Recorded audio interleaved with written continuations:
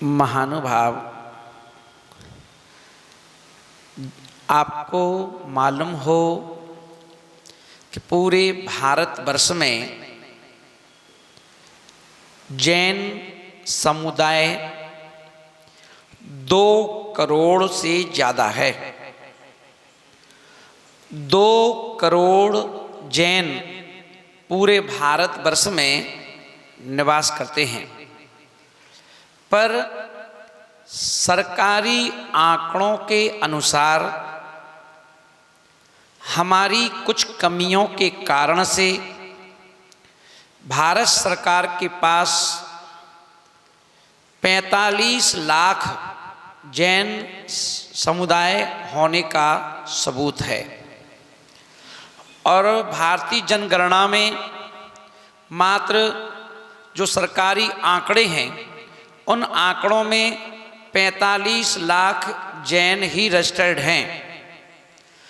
और आपको जैसा मालूम हो कि अभी कुछ समय पहले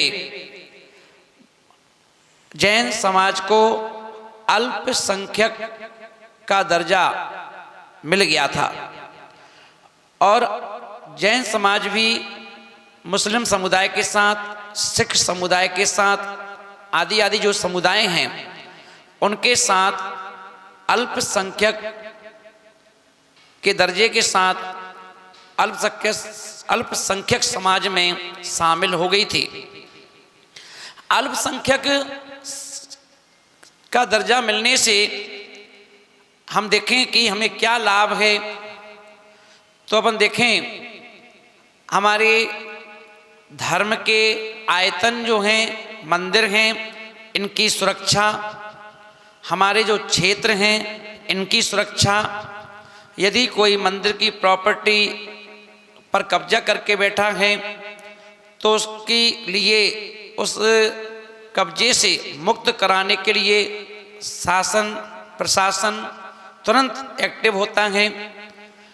और भी व्यापार संबंधी, नौकरी संबंधी,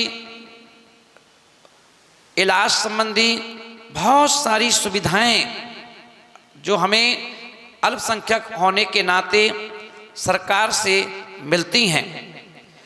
मगर अपन देखेंगे कि अभी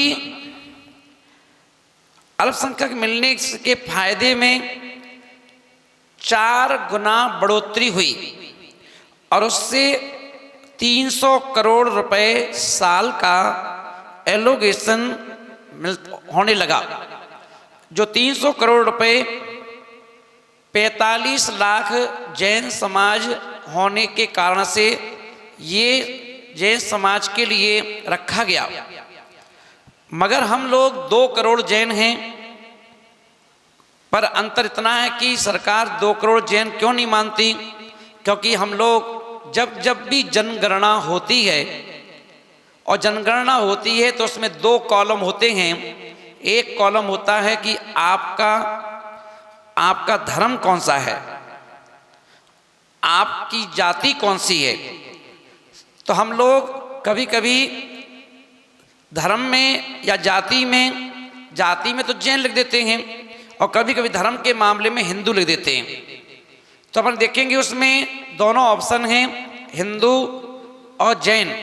तो आपको जाति के कॉलम में भी जैन लिखना है, और धर्म के कॉलम में भी आपको जैन लिखना है।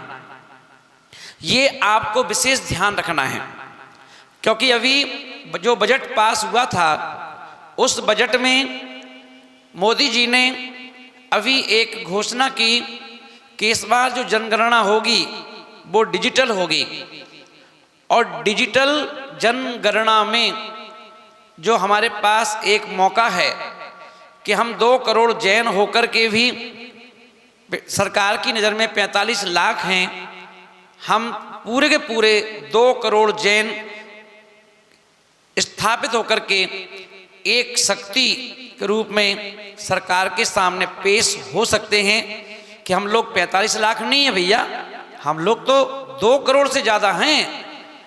पर वो कब होगा संभव, जब हम अपने नाम के साथ भी जैन लिखना प्रारंभ कर दें। आप खंडेलवाल हैं, आप पल्लीवाल हैं, आप जैसवाल हैं, आप कासरीवाल हैं, आप बाकलीवाल हैं, आप कोई से भी अग्रवाल हैं, पर आप लिख दें अग्रवाल रमेश चंद जी जैन, खंडेलवाल फलाने चंद जी जैन, बाकलीवाल ना जैन, गंगवाल ना गंगवाल वीरेंद्र जी जैन। तो हम जो भी अपना गोत्र है उस गोत्र को पहले लिख दें और बाद में अपना नाम लिखें और उसके साथ जैन लिख दें। तो हम अगर ऐसा करते हैं तो हम सरकारी आंकड़ों में 2.25 करोड़ जैनों की संख्या में हम आ जाएंगे। और यदि हम ऐसा करते हैं तो सही संख्या यदि हम सरकारी आंकड़े में ले आते हैं तो हमें 4 गुना और हमारा दायरा बन जाएगा और फिर हमें 1200 करोड़ रुपए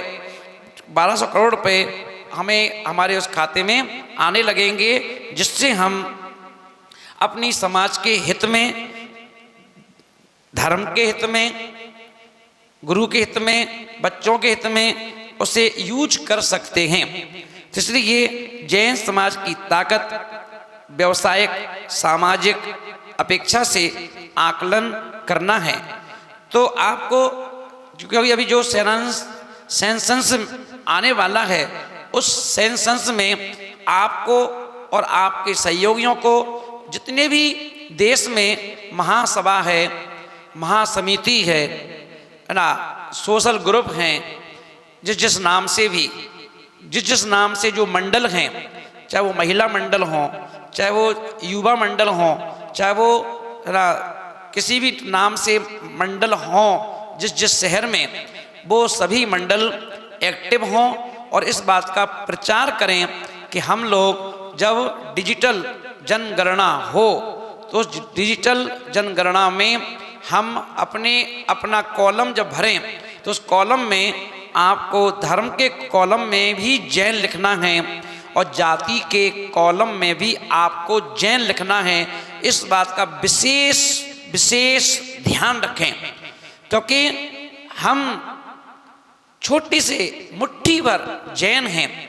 यदि हम सरकारी आंकड़े में 45 लाख ही रहेंगे तो कल के दिन जैनों पर कोई आपत्ति आ जाए, कोई विपत्ति आ जाए, कोई परेशानी आ जाए तो उनका कोई माई बाप नहीं, कोई देखने वाला नहीं। इसीलिए हम अपनी संख्या को कम से कम बता के रखें कि हम देश में इतने जैन हैं। इस बात का हमें ध्यान रखना है, जिससे कि हम अपने धर्म की, गुरुओं की, अपने समाज की, अपने बच्चों की, अपने परिवार की रक्षा सुरक्षा कर सकें। तो ध्यान रखें, आप सब मेरी बात को बड़े ध्यान से रखें और इस बात को शेयर करें और हर ग्रुप में भेजें, जिससे कि हमारे समाज को लोग देखें, समझें, जानें और उनकी हेल्प करें।